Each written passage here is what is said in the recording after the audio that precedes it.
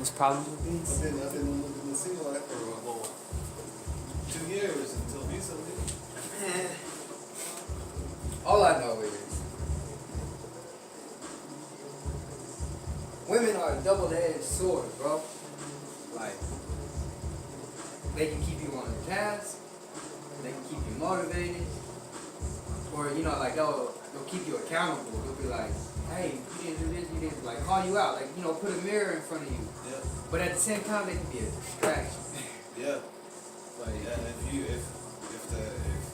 you're in a relationship for the wrong reasons, then that's a huge distraction.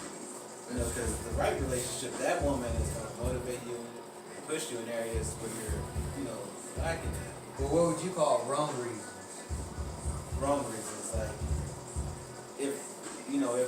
if we meet up or if we're just hanging out at the house and we can't have a civil conversation or intellectual conversation, so we resort straight to doing something else, whether it's just watching a movie where we both don't have to talk, or whether it's hooking up.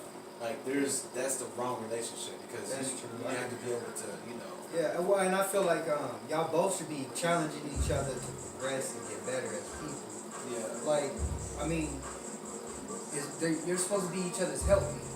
It's like the person that you're with, they're gonna have strengths and weaknesses. You're gonna have strengths and weaknesses. Y'all can't both have the same strengths and the same weaknesses. You're not making each other better. You know what I mean? It's like if you're very organized, and then like your partner's very free spirited. That can be a good balance. There's gonna be struggles with that, but that can be a good balance. Yeah. Or like if your partner is like very job, like always focused on work, and then you're like to have fun, go to you just cut back. You make sure that your bills are paid, then after that you just try to have fun. I mean, that's a balance too. I mean, I've seen in some relationships where they are so set on not getting rid of it, one or the other, that anytime they hung out or went out, they drinking was involved, and that's how they basically cope with their whole relationship. Like, okay, all right, what do you want to do? You want to go out? You want to go eat? You want to go go drink?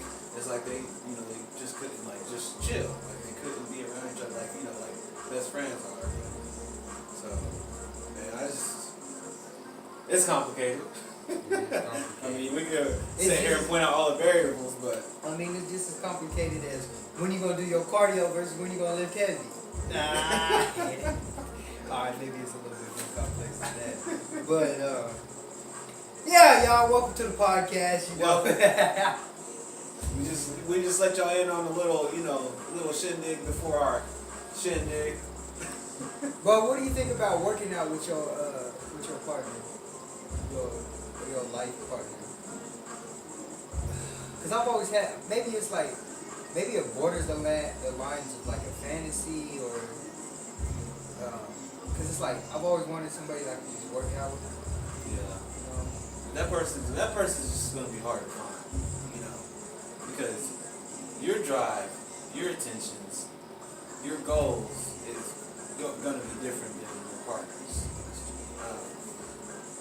So it's just like, I mean, once you get to that point to where you need to be pushed farther than where you think you can go, your partner's already kind of falling back because you got a stronger mentality than her. So it's just hard to find that person with the same drive as you, as far as training goes anyway. Well, then like when I've asked other people, one thing that they run into is like if like the person they're dating, like if they're like a bodybuilder or something, they do like a lot of slow tempos and negatives, and then like, in this case the guy was the one who was the bodybuilder, slow tempo, and then the girl, she liked the like more like hit style stuff. Like CrossFit style? Nah, not CrossFit, just like Tabatas. Okay. Like she liked that type of style, so they couldn't work out together. It just didn't work. It wasn't like a motivation or drive thing. It was just an exercise selection. Yeah. Which this is weird. Like I don't know. I'm trying to decide if like that's like if training together puts too much pressure in a relationship. But I have seen it work. Like thinking two of my two people at my fight gym that they work out together all the time. Like they're training together all the time. You see the word. Yeah. You just named one couple. And how many people you know? Like I said, that's a rarity, bro. Right? Why you gotta put it like that? Why you gotta put that out, bro? Why you gotta put Because that? it's true. It's true. No, okay. What are some things that you think could make it work? I think if man, I don't know. Cardio, like, I think you could make aspects of it work. Like, if you had a cardio regimen together, or if y'all were training legs. Like, I think if you narrow it down to like certain days and what y'all want to do, then I can see it working. The weird thing, okay, here's where it gets weird for me, and I don't know. I'm trying to figure out where the dynamic change is. But people that I care, and it don't even have to be the person that I'm with. People that I care about, I suck at training. No, hold on, I can't say people I care about. People, the closer you are to me, the more, like, I don't know what it is. It's just something like, it's like the closer I get to you, the worse of a trainer I am for you. But I think that has to deal with the whole dual, because then it's like, well, for me, I already have a dual relationship with all people that I work out with, because I'm also their therapist. So I'm already a therapist and you're training. So I'm over here breaking your body down and building up. There's already a dual relationship there, but it's not as big of a dual because I'm still like in that same frame. Yeah. You know what I mean? Whereas like people that what's a good example? Like, okay, so even like the homies grew up together, all of this. When it comes to training, man, it's like, I mean, it just doesn't work. So that goes to like family. Like, yeah, that's who you're closest to. yeah. How many family members you train? I know I try to train, one or two. It's just hard because there's emotions involved, and you can. I mean, there's just a lot more outside of training that y'all talk about. So it's hard to just narrow it down during the training session. Basically, what we're saying is that's why there's boundaries. Boundaries. Yes. Oh man. It just, man, I don't know.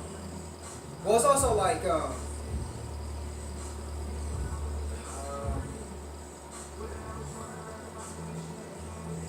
if I knew you before and like I see, like it gets hard for me to the expectation and then like where you're really at. It's like, why does this not matching up? Yeah. Type deal, or it's like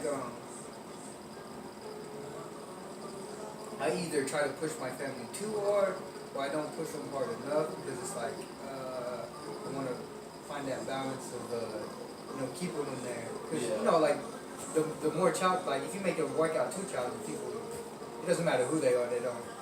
Yeah. The likelihood of them wanting to repeat goes down a lot. Yeah. But I don't know, man. But we're also supposed to talk about. This is directed more towards the trainers since we're talking about boundaries. You got to put a product out there for the people. Build it. Who says it? I forgot who says it. The Rocket said it. But, build it and they'll come. Yep.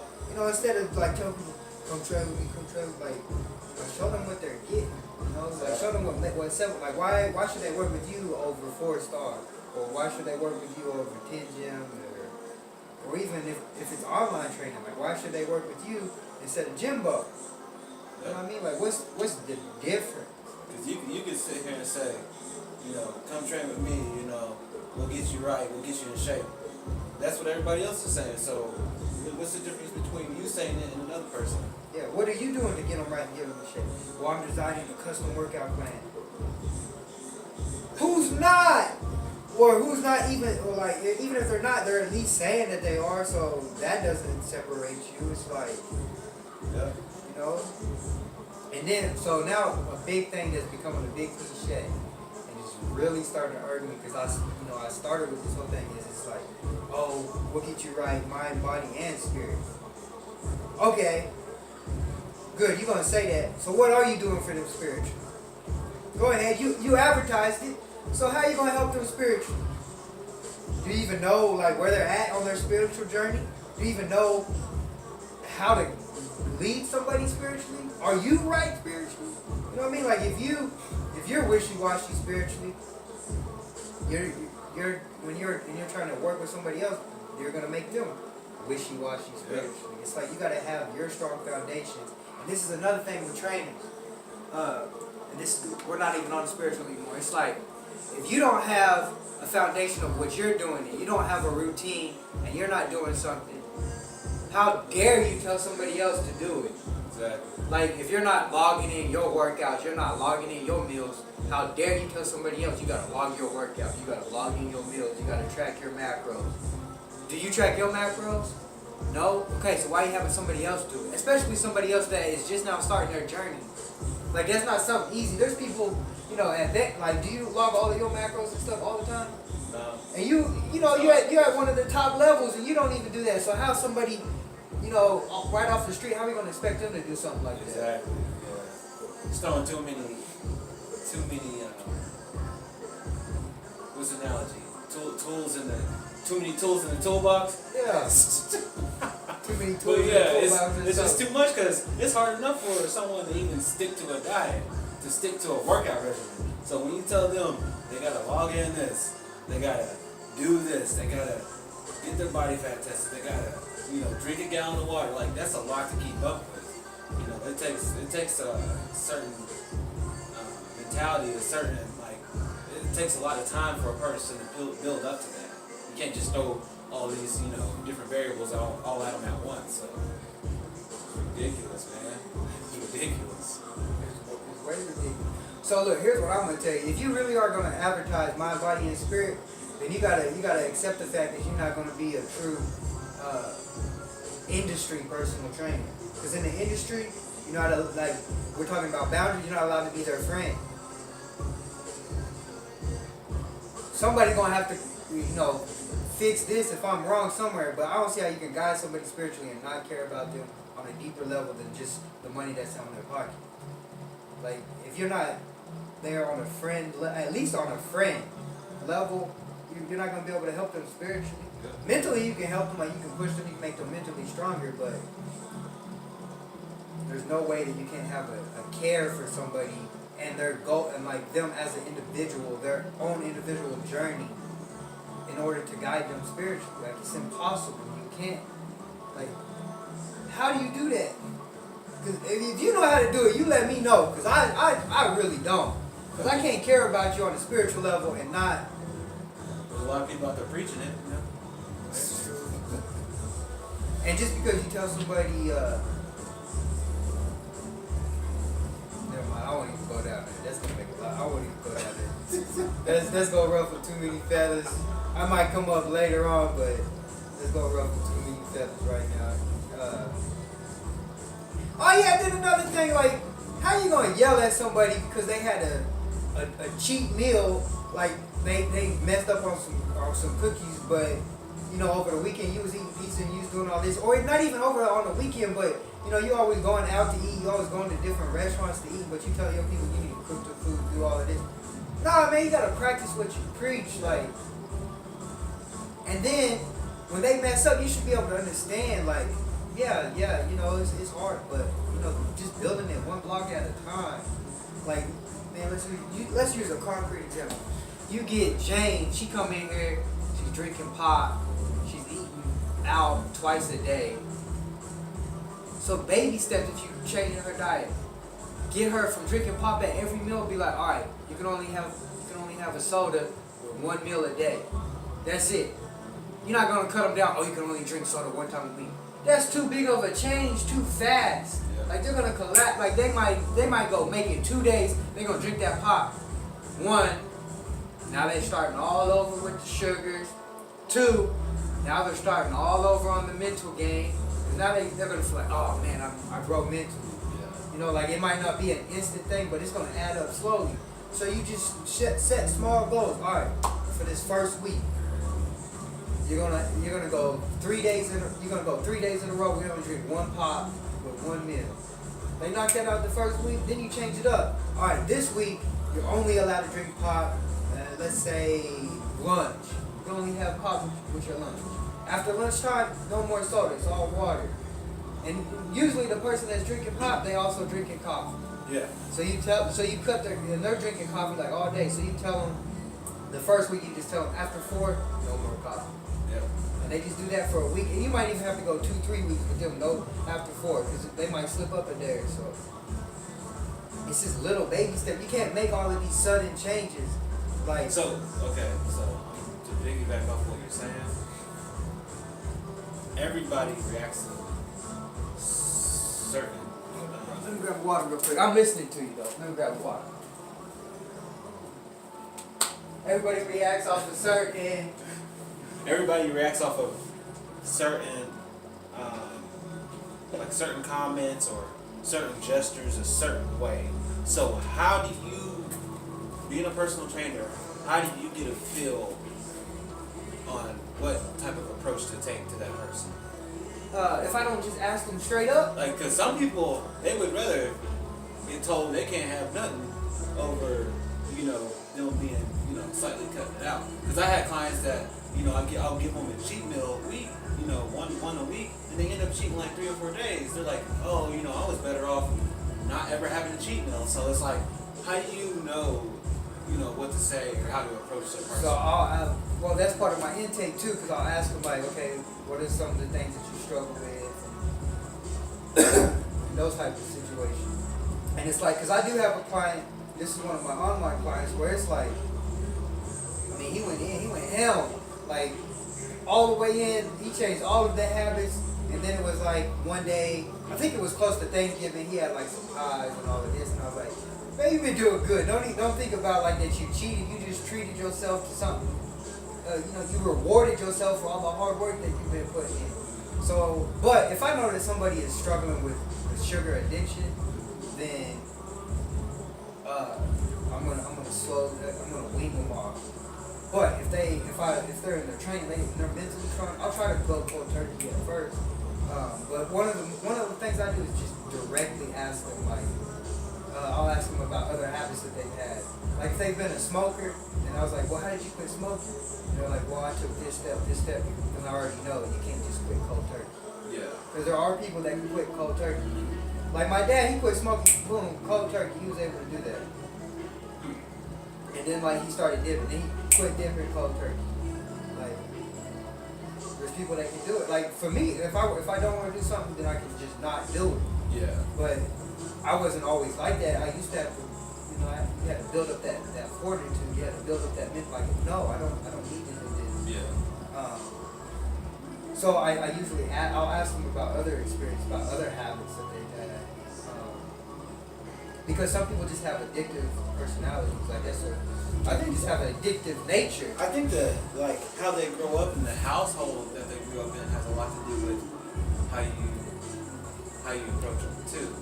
If a person grew up in like a single parent household, they were living, below, average, like they weren't like middle class, they were lower class.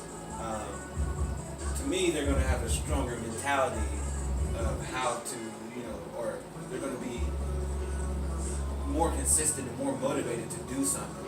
Because, if they've already dealt with the struggles growing up, then their mentality is already strong enough to deal with anything else that gets thrown at them. Rather than a person. I get exactly where you're going. I'm gonna play devil's advocate here though. Okay. Because I know people that have come from that they've been on the bottom, and they still at the bottom because they don't have the mental fortitude to pull themselves up. So what you're saying, where people have come from the struggle and they made it to the top, the reverse is true. Where people have been in the struggle, they've never gotten out because they didn't have that fortitude.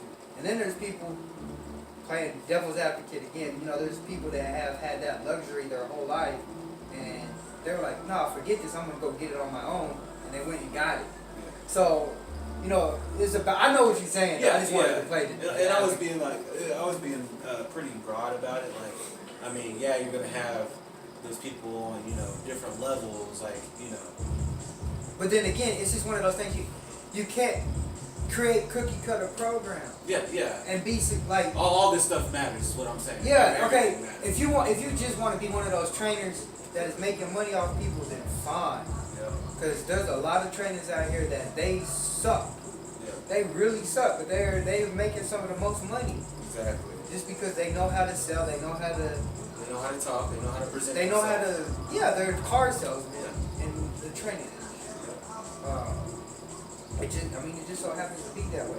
For me, I can't do it. Like, I need to see you getting better, and it can't just be. I don't just want to see your physical health getting better. I want to see that you're less stressed at home. I want to see that you're making more goals outside of health goals, and you're achieving them. Yep. Like, to me, it's not just about what goes on in the gym. It's your outside life too. Like, what are your career goals? Like, do you have a goal to own a house? Okay, how are we gonna help you get there? And like, health is just a catalyst.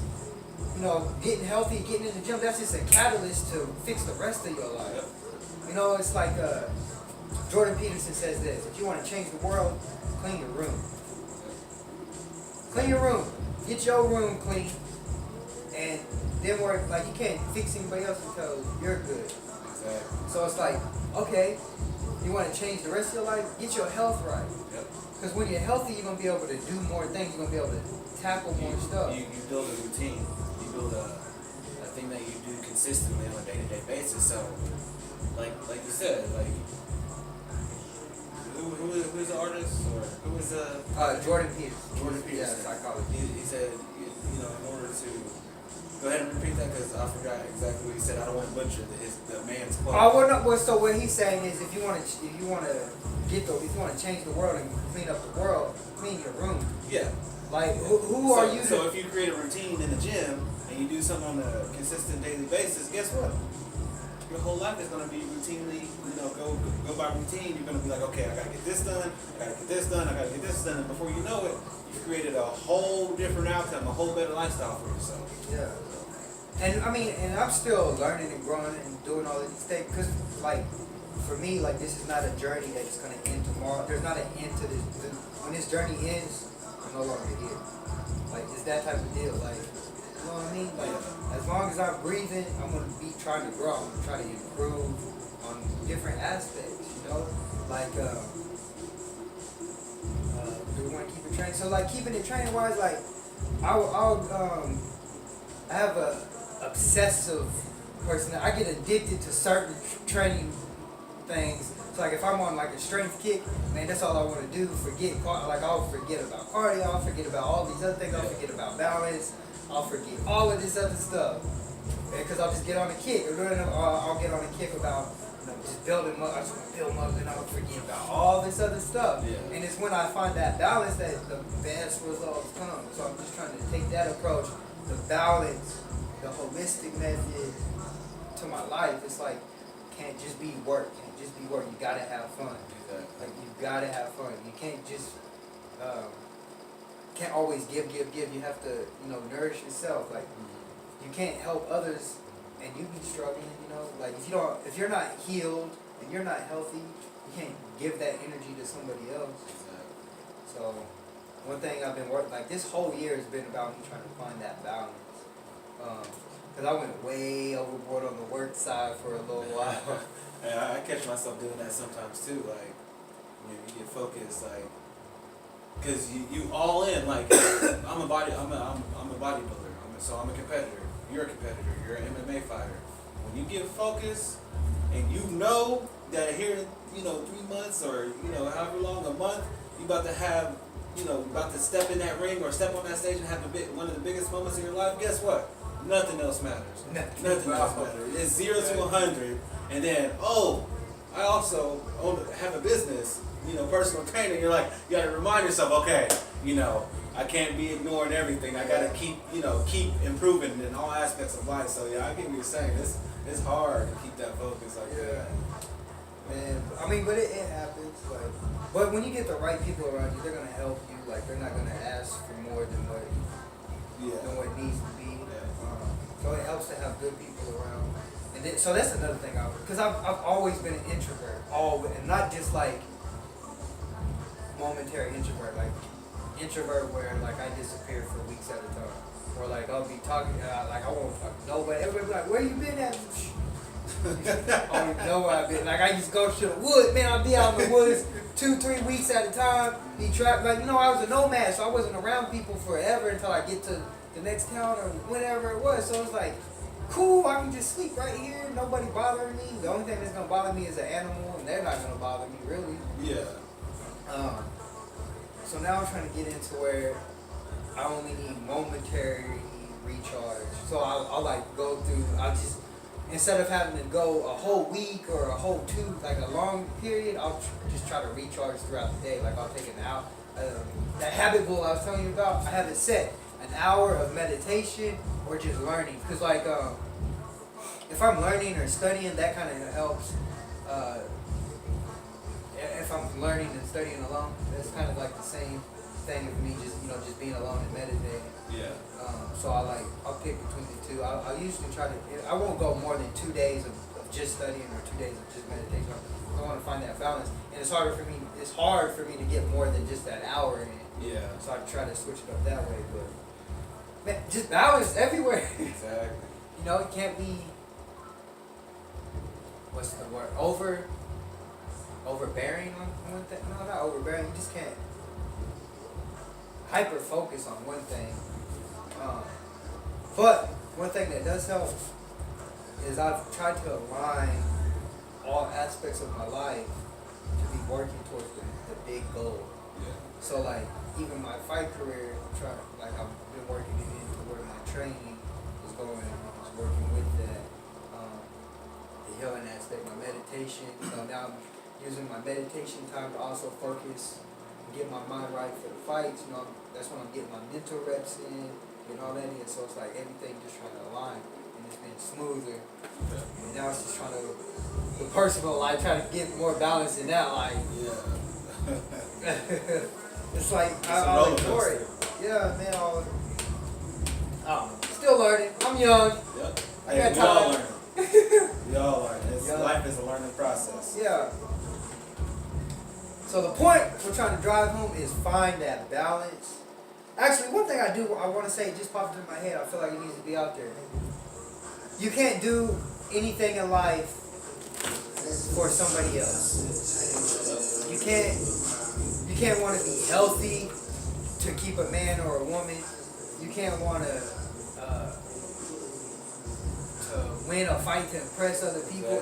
You have to, because when those people disappear, then what? Yeah, Does your motivation go? So when it becomes when it's not it's something that's your passion, or it's not something that you want deep inside, then it becomes materialistic. Yep. So you want to have this, ideal body. You want to have this, ideal vehicle to impress somebody else. That's being materialistic at that point. Yeah. And Exactly. those things don't last forever. But don't get it twisted or skewed. Like if you're getting healthy and you're sharing your health goal to inspire others, that's not the same thing as doing it for somebody else. Nah, you're just using your journey to help people. What I'm talking about is, I gotta prove such and such wrong. I gotta do. That's not mentally healthy. Like that's something you gotta work out on a whole different. That's a whole different ball game. A whole different ball game. That's a whole different ballgame because it's like, okay, you proved that person, now what? Now you don't have any more motivation. Exactly. So what's going on next? So your why, yes, your why has to be greater than you, but your why can't be connected to a singular thing. You know what I mean? Yep. That's not gonna last long at all. Yeah. Because if you do get that body, and you do impress that person that you've been trying to get back at, then what from there?